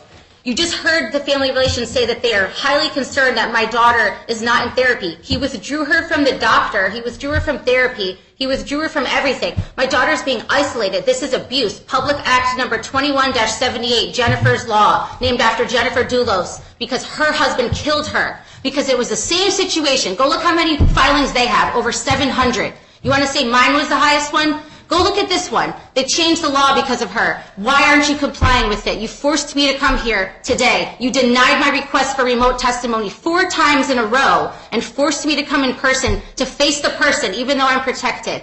And you stated to the clerk's office that no one's allowed to sign that, even though the law states that they are. You deny me due process. You deny me the adequate hearing time. You stated and confirmed last time on May 25th that anything financial must be heard in the jurisdiction with magistrate and support enforcement because it's a 4D case with cash assistance. And I have 0 income. He's not getting child support from me. Okay. He owes me over $14,000. Stop. Why don't you take a look at my last order at page Can you 7. provide me a copy of it? No. Okay, well, I can't look at it then, unless you want to let me go on my laptop. Absolutely. Okay, so you're telling me to look at something and you're not giving it to me and you're denying me the opportunity to look at it. Let me tell you what the motions are. The motions requiring additional evidence are related to financial issues. They're on page These are 7. motions scheduled for today? Because the clerk's office said that the only thing scheduled today was the ex parte and these TROs that you forcibly made judges from other jurisdictions bring here. What right do you have to hear TROs for people outside of your jurisdiction? I don't live in New Haven. He lives in Waterbury. I live in Orange. So either Waterbury or Milford must hear this. There's jurisdictions. You have no subject matter jurisdiction to even be doing Ms. this. Antar, There's also an appeal filed. And I filed for recusal. Why won't you recuse yourself? You've shown so much clear bias. It's standard where a judge should recuse themselves. You're refusing. Why is that? If you would like to have your motion for recusal heard, I will certainly... I want my emergency motions heard right now. They are emergency motions. I want those heard immediately. Well, I can't do both of those at the same time. What, both? I want one. This one in my hand that I asked you repeatedly to let me speak about, and you refused. Okay. Why don't you swear, Ms. Antar? Please raise your right hand. Do you solemnly swear, solemnly and sincerely affirm, as the case may be, that the evidence you shall give concerning this case shall be the truth, the whole truth, and nothing but the truth, so help you God upon penalty of perjury? So please say I do. I do. Please state your name and address for the record. Theodora Antar, 856 Shagbark Drive, Orange, Connecticut, 06477. So, Ms. Antar, you have filed since May a number of motions, but the one that you want to be heard on right now is this May emergency motion for custody. Now, I think that I have already, that's motion number, I think it's 262. I think I've already heard testimony about all of the things in this motion. So if you have that affidavit in front of you, I want you to take a look at it, and if there's things that you want to tell me that aren't in the affidavit and aren't related to things are not things I've already heard evidence on, I'll hear you out. But it's got to be those 2 things. I'm not going to listen to everything all over again. So take a look at your affidavit, things that aren't in the affidavit and things I haven't heard before, I'm going to listen to you about. So I'm sorry, just to clarify, you're stating that I'm not allowed to reference any of the things in my affidavit in this. So we're here to have a hearing about this motion I filed, but you're telling me I cannot reference any of the things I address in my affidavit? No, what I'm saying is that you don't need to repeat things that you wrote in your affidavit because I've read your motion in your affidavit. I don't think you read it, and that's why we're having a hearing. So I have due process. It's the legal right. And you can't just tell me that you are going to make this decision without a hearing, because that's not how things work. Okay. You wanted to offer some testimony about this? Yes. I just want to start by asking, why wasn't this scheduled within 2 weeks? It states that in accordance on here, when it's scheduled the order, you checked off this box, and it says that it should be hearing pursuant to General Statute 46B-56FC, which states it must be scheduled within 2 weeks. Why was it not scheduled within 2 weeks as an emergency motion? Is there anything you want to tell me about this? Yeah, absolutely. I'd like to say that I'm extremely concerned for my daughter. The state of Connecticut has the best interest of the child standard, and this is the thing that Connecticut will look at in determining custody, access, visitation. I've done nothing but be an excellent mother to my child. I've given her a stable home for her entire life. I'm participating in her therapy. Her therapist stated, and everyone heard for the record, that she says we have a warm relationship. She says that she's very concerned that the fact that Mr. Lodice immediately withdrew Angelina from therapy. She stated that my daughter has special needs, adjustment disorder, that my daughter's been struggling now being separated from me. In the last 21 days, I've only been able to see my daughter for 10 hours. This is Ms. Antar, you filed this motion in May, so I'm not going to listen You to just said if there's anything that there wasn't in the affidavit that I want to bring up, and now you're telling me I can't bring up stuff not in the affidavit? related to things that happened prior to when you filed it. If you're trying to testify about things that happened after you filed it, they're not relevant to this. I'm sorry, but you're letting him testify about things from 2019 and 2020. So why is it that he gets special treatment? He hasn't said a word. No, I'm talking about in the last hearing when you listened to him bring up only incidents from 2020. Listen, you filed an emergency motion for custody saying that there was an immediate risk of physical harm and physical injury to your child. See, the fact that you said that shows you don't understand the law. It says physical or emotional harm, and the law changed in 2021 based on Public Act 21-78, which you ignore and you consistently ignore.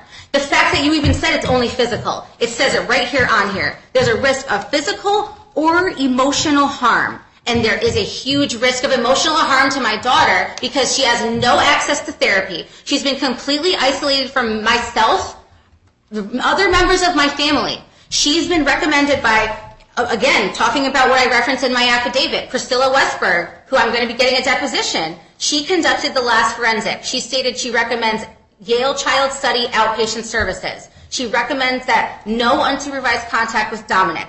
We talk about, again, preferred pediatrics, sent in a letter to the court. Angelina's struggling with the separation of her parents. It's in her best interest to see a therapist to properly process the feelings. Mental health is important to maintain optimal wellness. Angelina must continue going to see a therapist. Not only did Matthew try to stop her from going to therapy and block the therapy, but he also then withdrew her from therapy. The minute he got custody, he withdrew her from school. He said she'll never be allowed to go to church again.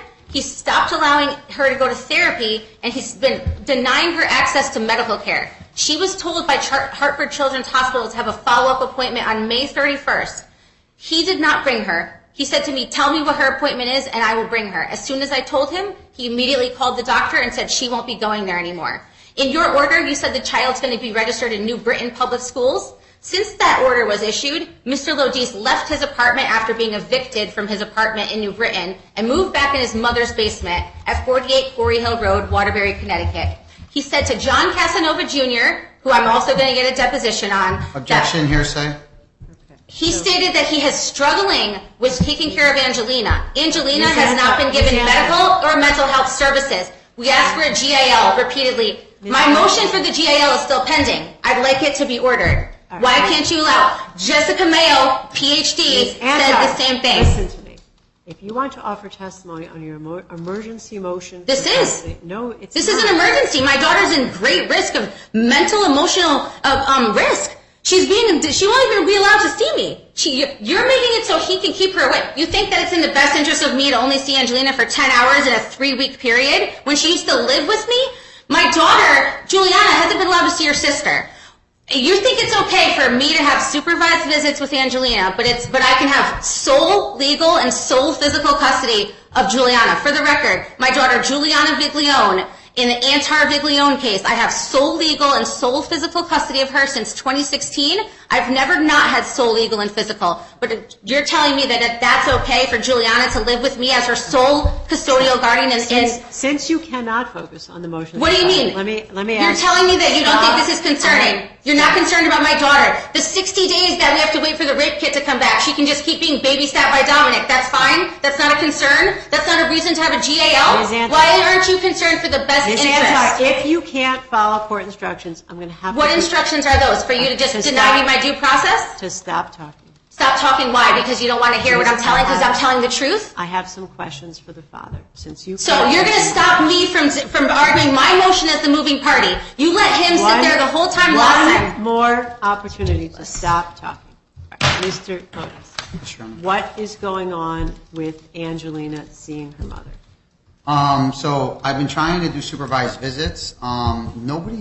So in the agreement that you sent, or not the agreement, the order that you sent, I have to provide the third party, except everyone I know, nobody wants to be around Theo. I can't find anyone willing to sit there because they don't trust what Theo is going to say about them or do, so I can't find anyone to supervise the visits. So what I've been asking Theo to do is just, I'll let you pick who supervises, just let me know. And she had her mother do it a few times, and she had her sister do it, and I'm perfectly Objection. okay. All right, please don't interrupt. Are those two people okay? Those two people are absolutely okay. I trust her, Theodora's mother. Theodora's mother is very nice and takes very good care of Angelina.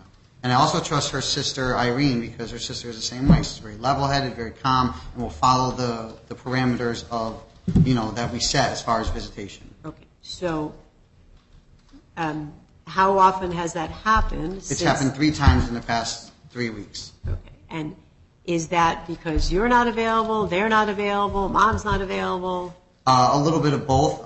Objection. I'm asked every day repeatedly to see my daughter, and he denies it. When will I have a chance to speak? Ms. Antar, you've been talking nonstop So for he hours. can just lie? This is my motion. Stop. Okay, so are you going to ask me about this? Or are you only going to take his word for it like you always do? Last time, if you interrupt, I have to hear from him about what's going on. If you can't stop interrupting, you're going to be in the hallway.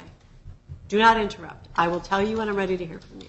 All right, so why has it been such a short period? She has asked, and every time she asks, I'll say, okay, who do you have available and what time do you want to pick her up? She never gives me an answer. And when she does respond, it's either really, really late at night. Like even just the other day, I let Angelina go out at 9 o'clock at night because I wanted her to see her mom. And she didn't respond to me till after 8 o'clock saying, my mother and I are coming together. So I let her go out at 9 o'clock, and she had her back by, I think it was like 10:30, almost 11 by the time she came back, which is very late for her. But, I mean, obviously I want her to see her mom. The other times is every time that, like, Theo says, I want to see her, I say, okay, who do you have available, and when do you want to see her, what times? And she never responds. And then she'll do the same thing the next day, and then she'll never respond. Do you think it would be possible to make a regular schedule with the grandmother or the aunt so that it's a little more predictable for Angelina? What do you mean possible? Like, would I find it? I'm okay with it, yeah, 100%. All right, so could you make arrangements with the grandmother or with the aunt directly for a regular schedule so that Angelina knows when she'll see her mom? I could try, but Theo tells them not to talk to me a lot of times. So, like, I'll try to talk, I'll message her mom, and her mom will be like, oh, I'm not allowed to talk to you according to Theo. Okay. So as long as I can communicate with them and set up the times, absolutely. All right, well, that may be a good idea. Would you please tell me how Angelina is doing? She's doing very well. All right. She seems to be, at first it was a little bit of an adjustment. I explained to her what was happening. I said, now we're going to be living with Daddy, and you're going to see Mommy sometimes. You're still going to see Mommy. It's just not going to be as much. You're just going to have a lot more time staying at Daddy's house. And she understood, and she gets it. And she repeats it to her, and, Theo doesn't say, I wish Theo would just be like, yeah, it's just going to be for a little while like that. But instead she's like, oh, no, Daddy's trying to keep you from me. He's not letting me see you and stuff like that, which I'm not doing. Okay. So I would like you to try and make a regular schedule. I think that would be more appropriate. Okay, absolutely. That is all I'm going to say about that. All right, you brought a financial affidavit with you today? I did. Okay. Marshall, could I have that, please? I just wanted to just say regarding to what he just said, if it's okay. No, let me just ask you a question. Yes. Before you go off on something else, let me just ask you a question. Yes. Would it be possible to set up for him to set up a regular schedule between your mom and your sister for you and Angelina? Would that be possible? Probably not, because you're requiring supervised visitation. And so if there wasn't the aspect of being supervised, it would be very easy to make a schedule. But the problem is that he says I don't answer. That's not true. He's the one who doesn't answer. And for example, he will say that I have to drive all the way to New Britain. Now he moved to Waterbury. But before he was saying, you have to get your supervisor, drive all the way to my house in New Britain, come pick her up, and then you can have her for 1 hour or 2 hours, and then you've got to come all the way back and bring her back to me in New Britain. He offers to do none of the driving. He states, I have to pick the supervisor. He has to approve of the supervisor. So he'll say, I don't approve of this person. And I'll say, okay, well, why don't we meet at a neutral place like the police parking lot so at least I can see her? And then he just doesn't respond. I've begged to see her repeatedly. Even I said today, can you bring her to my mother's house? There's court. My other daughter's at my mom's all day. She's crying every day, missing her sister. My mom is crying every day, misses her granddaughter. She's on her once. How about you propose a schedule? I propose a schedule, which is that having supervised visitation makes no sense. Why do I need supervised visits? Okay. Why do I need supervised visits? That's not my question. No, I'm asking you, why do I need supervised visits? What in this could ever, why would it be, so you think it's in the best interest of my daughter for her to not see me because he uses that as a reason to keep her away. You give him, he controls who the supervisor is? So then why don't you appoint it? Then why can't you appoint it then? I issued my orders about it. So you think that giving it to him And now you've told me that you would prefer a schedule. So I am saying, while you're here, if you propose one, I'll try and work it out. Okay, so then my mother asked for remote testimony and you denied her that. She could talk about being a supervisor. You're asking me to commit to a schedule that will involve other people. Yes. I can't, my sister's an eye doctor. She's very busy. She doesn't have time to take away from her career to go supervise visits for somebody who has sole custody of another child. And my mother has a disability with her knees. And she explained to Mr. Lodice, listen, please, can you bring the child to me at church? Can you bring the child to my house? I can't drive to New Britain. Mr. Lodice says he has no vehicle. So how can we arrange these with, you won't appoint a supervisor, there's no details. How can we do it if... I am asking you about a schedule. If you don't want to propose one, that's fine. I would propose the schedule to be that Angelina could be with me from Monday through Friday, like she was. Then she can... That is not what I'm asking you. You just asked me to propose a schedule, and I just did. I am not changing my prior court orders. You just asked me to propose a schedule, and I did. About the need for your supervision. So let me ask you, have my parental rights been permanently terminated, yes or no? All right. Have my parental rights been terminated, yes or no? It's not how this works. I'm asking you a question. Have my parental rights for Angelina Lodice been terminated, yes or no? Mr. Lodice, you're going to have to work out the schedule with the supervisors, which sound like the maternal grandmother and the maternal aunt. You're going to have to do that on your own.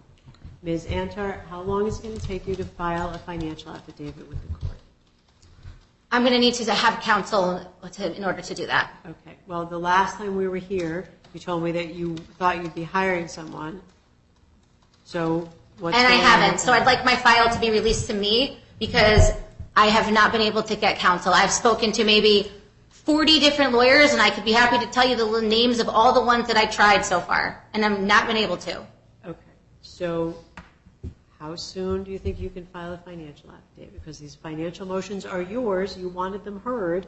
I'm trying to There's get them no financial scheduled. motions I want heard. I only want the custody motions heard in family court. You have a number of motions related to If you claims. could list them for me, I'd be happy to look at that. Remember, you filed all these motions saying that he owes you money? I don't remember. You don't remember that? Are you able to tell me in the file in front of you which motions they are that you're referring to? Because I thought you said last time that all financial stuff has to be in front of magistrate court because this is a 4D case. Under the 4D of the Social Security I'm Act. going to schedule a hearing for those motions. They're listed in the decision. They're your motions. If you don't want to have them heard, that's fine. They'll be denied on that date. I'll give you one more chance to take a look at the decision and look at the motions. I'm going to schedule them for a hearing. Is that going to be in this court or magistrate? And if you don't want to pursue them on that date, then they'll be denied. So will those be in magistrate court or in family They court? will be here because that's where you filed them. I didn't file those here. So will support enforcement services be there, or is that something that we would have to? Support enforcement will be present because I need their arrearage numbers. And are they present today? I don't think so. So, okay. And then, so you said today we would talk about modifying parental access. My daughter's been alienated from me. That's what I was trying to talk to you about. Okay, so then why do I need supervised visits then? Why can't you answer that? I issued my orders about that. Why? I understand you issued biased, harassing orders against me, but I'd like you to say on the record one reason why I should have supervised visits. If you can't give me one reason why I deserve to have supervised visits, and it's so hilarious because how can you say that there's no DCF involvement and I have sole legal and physical custody of another kid, and he already lost his apartment. He's not even living in New Britain anymore. He says, I told her, you're going to be at Daddy's house. Now she's at Mima's house, in Mima's basement.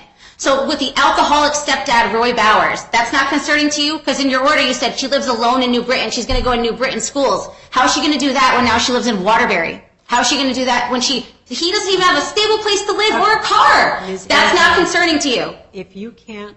Okay, of course it's not concerning to you because you just want to just ignore that it's not in the best interest of the child. He moved to Waterbury. All right, enough. You've said it 4 times. And that doesn't mean anything to you? He can't have a stable home for her. I issued my orders about legal and physical custody. I said I would try today to make a regular schedule for you. You said modifying access today. So why can't we modify it where it's not supervised? You can't give me one reason why it should be supervised. Okay. So now that we have established that you don't want to address a schedule. I do want to address a schedule. I said I want her Monday through Friday. That's my proposed schedule. I also submitted with Attorney Cretella a proposed parenting plan, and Mr. Lodice gave a proposed parenting plan as well, which included me having overnights. So if Mr. Lodice said that I should have overnights and he said he's okay with me continuing to make religious decisions, why are you going against what even the defendant's asking for? Because again, there's no reason, there's not one reason why I need supervised visitation. I don't have any untreated mental health. I never abused or neglected my child. Excuse me? What was that? All right, Ms. Antar. Are you insulting me in open court on the record? No, I'm just a little exhausted with you.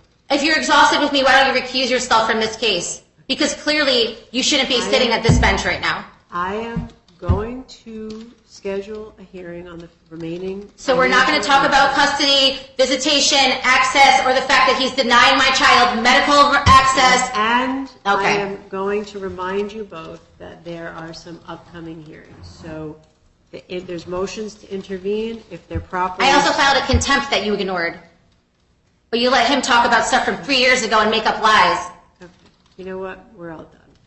This hearing's adjourned, ladies and gentlemen. I'll schedule the remaining motions for hearing. You folks are excused. All rise. Court is now adjourned. It's now in this courtroom.